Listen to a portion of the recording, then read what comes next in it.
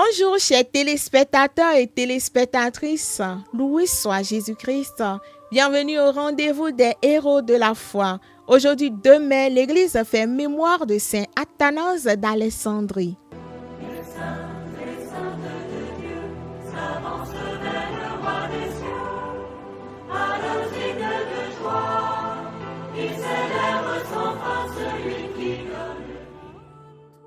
Athanase est né vers l'an 295 à Alexandrie en Égypte au sein d'une famille chrétienne et très fervente. Dès sa jeunesse, il montra une intelligence vive et une grande soif de Dieu, ce qui lui permit de suivre de brillantes études théologiques. Remarqué par son évêque, il commença sa vie donnée au Seigneur comme diacre, participant activement au grand concile de Nicée alors qu'il n'était encore que très jeune. Il entra ensuite dans la plénitude de son ministère et fut ordonné évêque d'Alexandrie en l'an 328. Athanase était un homme de grande rigueur, de prière et d'une fidélité absolue à la divinité du Christ. Il devint alors le père de l'orthodoxie.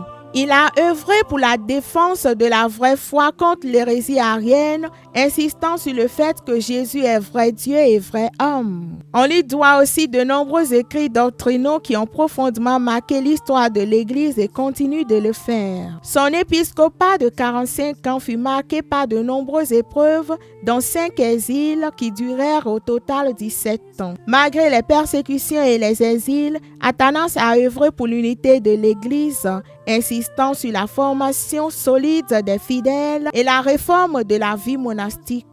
Le 2 mai l'an 373, Athanase s'éteignit paisiblement à Alexandrie. Saint Athanase est invoqué pour contempler l'incarnation de Jésus.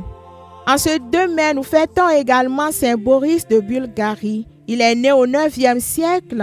Il était un prince et fut le premier souverain chrétien de Bulgarie qui a œuvré pour la christianisation de son peuple et l'introduction de la liturgie. Bien-aimés dans le Seigneur, demandons aujourd'hui à Saint Boris et à Saint Athanase d'Alexandrie de prier pour l'Église universelle, qu'il nous obtienne une foi solide et une persévérance sans condition. Qu'il prie également pour toi qui célèbre ton anniversaire, ta fête patronale ou un événement. Belle fête à toi. Merci et à demain pour une autre histoire de saints.